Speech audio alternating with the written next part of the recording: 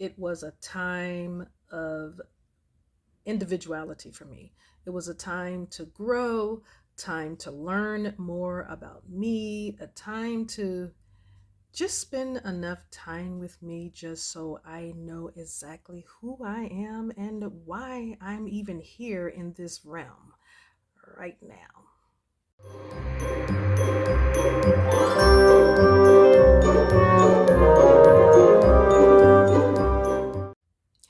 And just like that, I'm back. How are y'all percolating? So, this is December 21st, and I am going to talk about what I remember, what my, okay, so I was 21 when I moved into my first apartment, leaving home, moved into my first apartment. And that's when I spent my first Christmas. Um, I was alone more, but I did go spend time with family. But I had my own place. That I remember. That was a special year. Um, I had left home and went to live with my one of my grandfathers, the one that helped raise me. I lived with him for about a couple of years before I found my own place. And there's so much that goes into that story. But when I lived with my grandfather, he only charged me $100 a month just to stay with him. He said that's just to go with utilities because his home was paid for. He owned the rights to the land and everything. He owned the land and he owned the house. The house was paid for. And that's what he asked for. And I asked him, I said, Granddad, are you sure? He said, yes.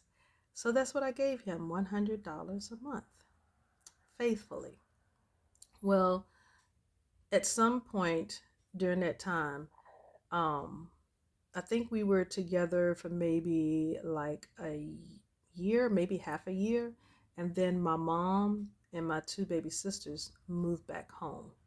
So then it was all of us with Granddaddy. And it got to the point where it was like a year and a half, possibly 2 years later, my grandfather was like, you don't look happy. And I was like, no.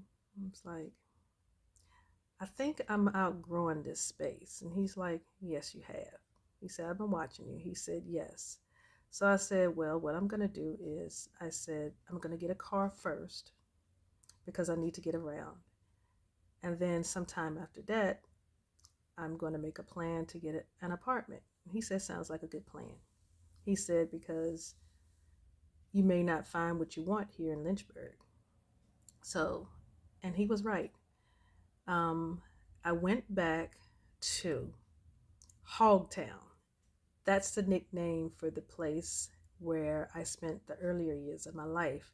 They call it Hogtown because during the time when my parents, my my father, he was born and raised there, and people raised their families and they took care of their families by raising hogs, pigs, or whatever you want to call them.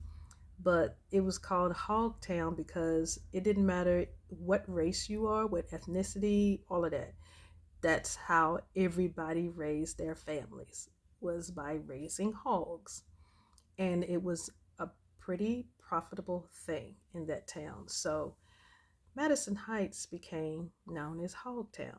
So back to the story. I obtained my first apartment there. And it just felt right to go back there because I needed some grounding. And I didn't know that's what I needed at that time, but I felt that's what I needed. Sometimes you just go on with life, and sometimes you end up in a place and it's like you have this certain feel that just comes over you, and you just know this is it, this is right. And so that's how I felt. And I said, you know what? There was this little place. And I said, you know what? This is where my first apartment is going to be at. And it was. I went in, put in the application, and I put in applications in several different places. And but I was like, this place, this feels like this is where I'm supposed to be. And it was. At the age of 21, um, I got my first place. And I did. It was a time of individuality for me. It was a time to grow, time to learn more about me, a time to just spend enough time with me just so I know exactly who I am and why I'm even here in this realm right now. And grow I did. I learned so much about me. I did. I did. I learned so much about me. I learned that what everybody else kept saying that I've been saying to them, what I've been wanting to do, you know, as an occupation, I didn't really want to do that. I did not. I didn't know exactly what I wanted to do, but I knew I didn't want to go into nursing. I did not. Although I loved it when I first went into nursing, I did not want to do that. I did not want to become a school teacher, although I wanted to teach. I just didn't know how I was going to teach without, the teaching profession. Blah, I cannot talk today. But anyway, um, what it was is I did not want to become a school age, like K through 12 teacher. I wanted to be like a college professor. That's what I wanted. And um, so, but I wasn't guided on how to do that. At some point, speeding up, I am at that point now where I am able to do that if I so choose. But yeah, my first apartment, I learned so much about myself. I learned about me. I learned how to be more of an individual, that part. Because when you're living with other people, a lot of the habits and routines you tend to pick up, and you still have some of your individuality. You don't particularly you lose your personality, but there are some things that are they're just culture, like subculture, as you know, if you will, that it's just some things that become a norm. And I, with my personality, I was tired of that. I needed a change. So my grandfather noticed, you know, my face, my facial expression. I didn't say anything, but I was like, I'm just not happy. And he knew it. So we were alone talking on the back porch like we normally do. And we talked about it. And he said, You don't look that happy. And I was like, I'm happy here with you. I said, but I'm not happy with everybody. And there was nothing wrong with everybody. It's just, I needed, it was just that time. I was 21 and it was just time for me to just go. Sometimes you know when it's time to go, and it's just time to let go of some things, some conformities, and you just have to break out on your own. You may not know exactly what it is that you're supposed to do or where you're supposed to go, but you know it's time to go. And you have to not be afraid to go. That's the thing. You have to not be afraid. I didn't know what I was doing. It was going to be my first place, but I knew I needed transportation. But that came with my logic because until that point, I had never had a car before either. I did have my driver's license. My dad took me to get my driver's license when I was 21, when I turned 21. When I got my first apartment, I think it was in April.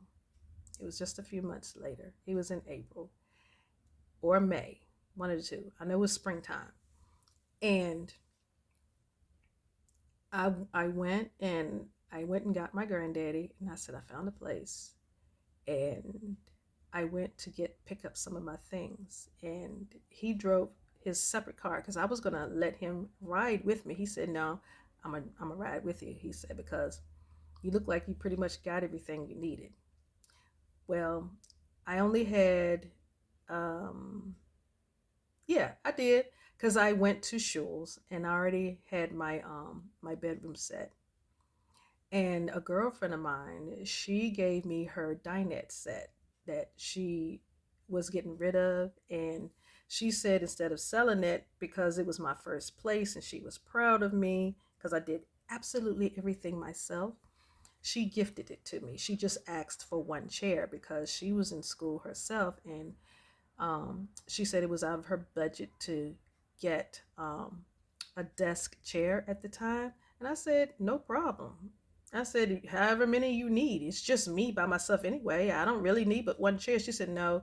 She said, I'll bring it to you when I do get a desk chair. So, anyways, my grandfather, he met me over there. He followed me there and he smiled. He just sat there and he just smiled. And then once everybody left, my mom and my two sisters, they left. Everybody left, and it was just he and me. He said, I got something for you. I said, yes, sir. And he gave me this envelope. I said, Granddaddy, what's this? He said, that's yours. I said, okay. So I opened it up, and it was full of cash. Y'all, I said, Granddaddy, this is a lot of money. I hadn't counted it yet. I said, Granddaddy, this is a lot of money. He said, it just looks that way. And I said, Granddaddy, because he was retired and on a very fixed income.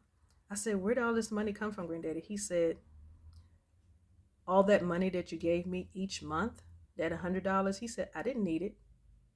He said that was for discipline. And it also proved to me how respectful that you are to your elders. He said, not one time that you try to get out of it. You always paid it. And then he said, sometimes you would give me more. He said, that's every penny that you gave me. He said, I knew at some point you would want to get your own place. He said, because that's how your mind works. He said, I know you. And he said, I wanted you to have something that you would need. He said, you needed that money. He said, put it in your savings. He said, because you never know when you're going to need it. Y'all, that money came right on time, because maybe like 2 or 3 years later, I ended up really, really sick. And the doctor put me out for a week and a half. So that was all but 3 days missing off my paycheck. Boy, did I need that. I did need that. I had just started a new job. I was just starting working for the state, and I hadn't finished my probation period. And all of a sudden, I ended up with the flu. I didn't catch it from my job or whatever like that. I ended up with the flu. Was it the flu? I had some form of virus. I had a virus, and they put me out for a week and a half, maybe 2 weeks, something like that. I know it was a good length of time, and I could not work. And so that money came right on time. It was enough to take care of the bills and not let me miss a beat with my bills. And so I told him that's what I need to do. He said, okay. Now, little by little, he said, you don't have to do it all at once. Little by little, replace that money that you needed to use for that. And I did. My grandfather, he was such a blessing to me. We talked a lot. We did. We talked a lot. We were always in conversation about something. He did not have an education. He said he only went to like the second grade. Um, he said he remembers some in third grade, but he didn't finish third grade because during that time, most people needed to pull their children out of school to help work the farm so everybody could eat, everybody could, have a place to lay their head, and to help take care of some of the elders in the home, because most people didn't believe in putting their people in the nursing homes, and particularly in the Black community. They just did not believe in putting their people in a nursing home. So some of the times the children had to come home and take care of them while the parents were out working the farm, to make sure everybody still had what they needed. So he needed to work the farm. So he could only spell like 3 letter words like hat, cat, bat. He could spell his name. He couldn't spell his children's name, but he could recognize them when he saw their name, because sometimes everybody's mail would come to his house and he would separate them into piles. He could recognize names, but if you were asked him to spell them, he couldn't do it. So I thought that was amazing for someone who was illiterate. I did. That was amazing. It was amazing how wise he was for someone who was illiterate. And you know how they normally say when you're lacking when in one area, you're super strong in another area. So before he passed, before he transitioned, um, I talked to him about that, and I wanted to know how he had become so wise. And he said, by observing and by listening. He said, those two things will get you very far. And he said, when it comes to dealing with people, be kind and respectful.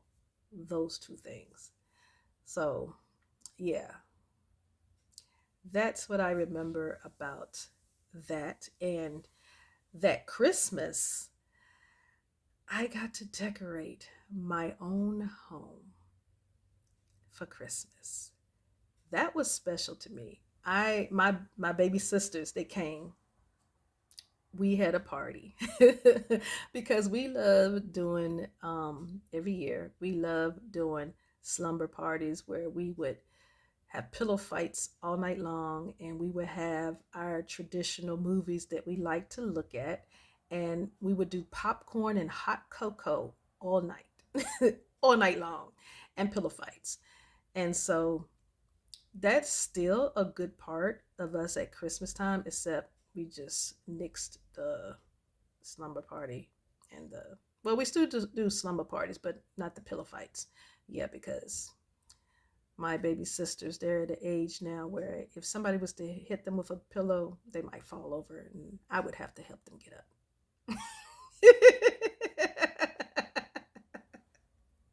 Ah, oh my goodness. But yeah, seriously. So my hair looks a little bit different today because I washed it. Um, I washed it, so it might have some look. You might see like it looks like it has some specks in it. It's just where um, I put some castor oil and rose water. I sprayed my locks down with it really good after I washed my hair. So the specks you see is really gray hair. So yeah, but that's what I remember about Christmas. I loved Christmas time because it had nothing to do with the tradition of what people consider Christmas is about. My sisters and I, we created our own tradition of the slumber party with the pillow fights and the hot cocoa and selected movies. And our movies at that time was called The Fortress. It was The Fortress and The Sounds of Music. Those two movies. Nowadays, I spend time with one of my baby sisters, and she's the one who lives with mama now. And we go from the Trolls to watching The Big Bang Theory, and that's our most favorite. And the last time, let me see. Now this is going back to Thanksgiving. It has nothing to do with Christmas, but a new one that we came across because we love the Golden Girls. But I remember the other sitcom that they had called The Golden Palace after Dorothy married and left them. And she didn't really remember that. She said she didn't remember that. She remembered that the Golden Girls ended, but she did not remember that the other three, Sophia, Blanche, and Rose, had this other show. And Don Cheadle was one of the main characters in that called The Golden Palace. And so when she found it, so we watched it all day. Well, while then between cooking and cleaning for Thanksgiving. So I'm not sure what she's gonna have for us to watch Christmas, but having our certain sister movies is a very big part